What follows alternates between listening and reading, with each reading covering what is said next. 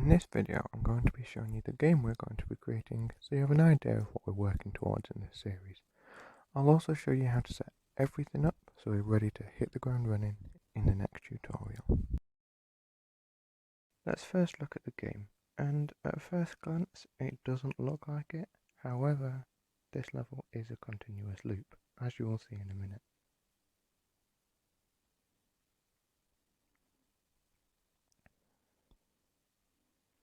You can move left and right using the arrow keys, and you can jump up and down using the jump button. And the character undergoes a little jump animation, which isn't timed, it's actually dependent upon when you hit the ground. So if I jump here, and then if I jump here, you can see that it does it as soon as I hit the ground. And there's a little score counter in the top right hand corner, which increases whenever you collect the coins. And as you can see now, if I just keep going round, it will just go on forever. I'll just keep going round and round and round. And as you can see, I'm back at the start again. If I go around once more, let's collect the last coin on the way.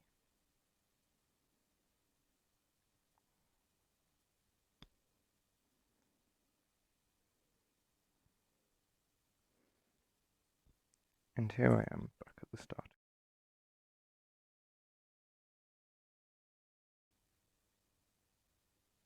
So while this is a very simple platformer, like there's no enemies, not much, just collecting coins and running about, I'd hopefully think it will be a great introduction to using Godot, which you can use as a foundation to build upon in the future, and this will be a completed project which you can use and play around with. Next, let's talk about what we need in order to make these games. Of course we need Godot, but I'm also going to show you my favourite pixel art app, which I use to create all the artwork and animations you saw in the game. And you'll get to see how to save art from Pixel Studio and import it into your project. So let's download them both now. So first, search Godot. You want version 4 because that's the most recent. And go ahead and press install. I've already got it installed, but the install process is as simple as pressing one button. When you open it for the first time, you'll be greeted with a screen like this, asking you to open the asset library. Just X that and press on New Project on the right. As you can see, the keyboard gets in the way, and at the moment this isn't really a problem. However, this will be a massive problem later. And so before we get anything else, I'm going to show you something that can help with this. I'm going to get another app called Gboard, and I already have this installed, but if you go ahead and install this and set it up, then you'll have a new keyboard. However, you'll be able to turn it into a floating keyboard. My original keyboard could already do this, however, I don't know if everyone's can, so I want to use this one because I know this one does, and that way, if any of you want to follow along step by step, you'll have the exact same keyboard as me. Now that you've got your new keyboard set up, if you press the three dots at the top right of the keyboard and then press floating, you now have a floating keyboard that you can move about wherever you want. You can also move about this window that's opened for Create New Project by holding on Create New Project and moving it about. So let's name this first project something like Platformer.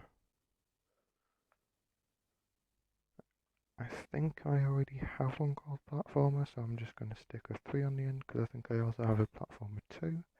Just name yours whatever you want. However, before we press browse, I want to show you another app, and this is a storage files app, which is not necessary. However, I've got it so that if any of you want to follow along, your storage files will look the exact same as mine, because we'll have the same app rather than them looking different across different phones, which I know they often do. And so let's go ahead and get that storage app now. Let's search for File Manager and Files by Google, and just install that, open it up, give it access to your files, and you're good to go. If you then open it up, you'll see something like this, so then you've got it all set up, ready to go. So let's head it back over to Godot and create the new project.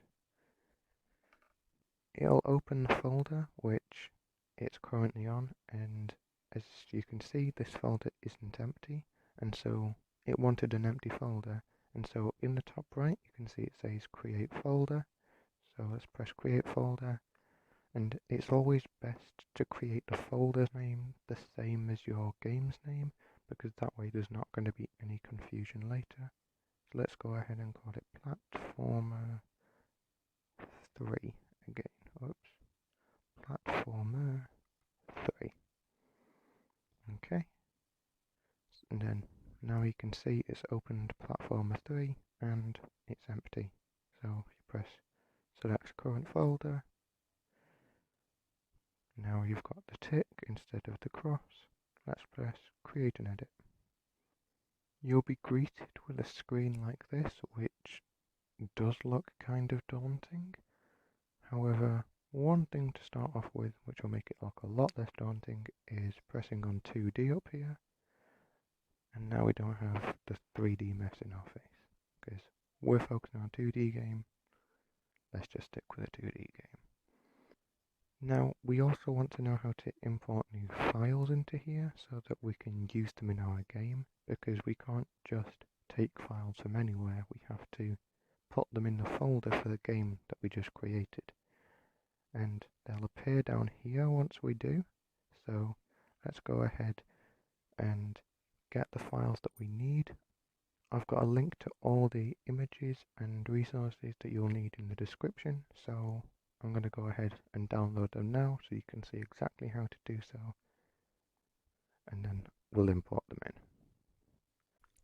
in. Okay, so let's first download the font. The link to this website is in the description, as with everything else. And if we scroll down, you'll see the free download button. So if we press on that, then press on download, we've now got that. Let's open our Files app, go to Downloads, and there you'll see there's .zip file that we've got. And we don't want it as a .zip, we need .ttf. So if we press on it and press extract, and then there you go, we can see we've got all of them finished. The one that we actually want is this one here, the freedom.ttf. The rest, we don't need any of them, so we don't need to worry about them. But now let's go and download all the images that we're going to need. Again, the link for these are in the description, and so here they all are. If we press on one, and then press the download button up here at the top, and then download down there,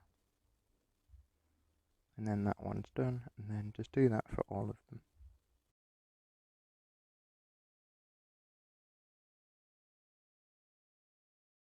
Let's go back on our files and open downloads, and you can see them all here. So let's hold and select them,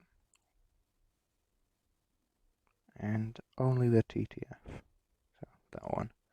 And let's press copy to, because this will avoid problems later, because if you want these in more than one project, if you only move them, then you won't have them again, they'll just be in that one project. So you want to copy instead of move. Internal storage, documents, and then the name of your platform, and copy here, and now they'll be in it. And then if you open up the game again, you can see down here in this bottom left corner, all the things we imported in are inside of the res folder for resources. And so that's how you import into Godot. Next we're going to be getting Pixel Studio. which is where I do all of my pixel artwork.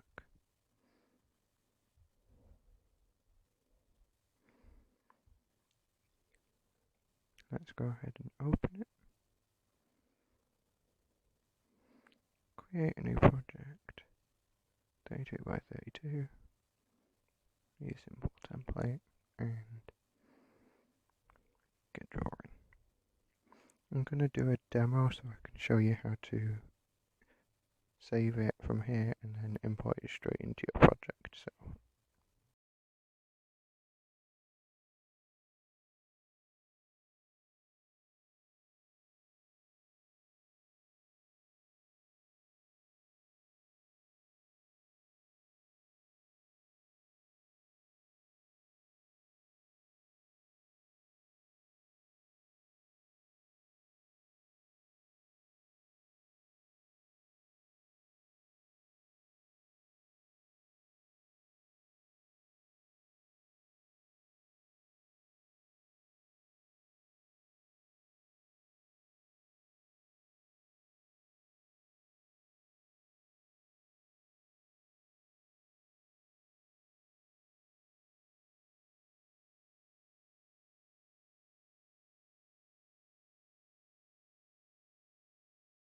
now we've got the image ready, let's save it.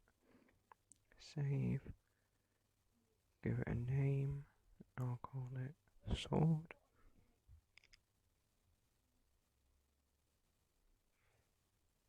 Choose what you want it to be saved as. I'm going to save this as PNG and save. Ignore this warning, just save it as it is. And then down here, tick. And it's done, it tells you where it's been saved to. So let's go find that in our files. If you want, you can take a screenshot of the message it said earlier, showing where it saved it to. I'll show you now where it saves it for me. Internal storage, Android, data, then if you change this at the top to sort by newest date first, it should be just there because you just saved it. On that, files, and storage, here it is. Sword.png, so if we go on that and copy to internal storage, and then if we find what we found earlier, documents, the platformer, and if we copy in here, copy here, it's now in there. So if we go and open that, we'll see it's in there. If you look down here, you can see there is the sword. So there we go, we've made new pixel art and we've imported it in. Now that we've got everything imported in, we're going to do a few things to set up the editor. First, let's go editor, editor settings, and display scale. For me, it started on 120% as automatic. That worked perfectly for ages until I needed to do animations, and then if it was on 120 and I was doing animations, it would cut off the screen. Whereas with 100% it didn't do that, and so it might be a good idea to get used to 100% before that changes. And if you change it, then you'll also have to, let's have a look, auto save and restart down here at the bottom. So if you want the changes to apply, you have to save it. I'm going to put mine back to 100.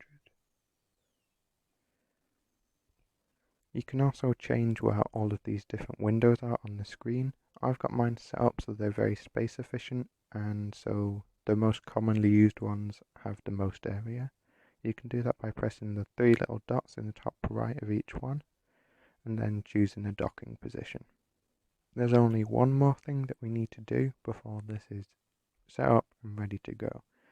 And so because this is pixel art, we need to change the configuration so that it knows it's going to be using pixel art.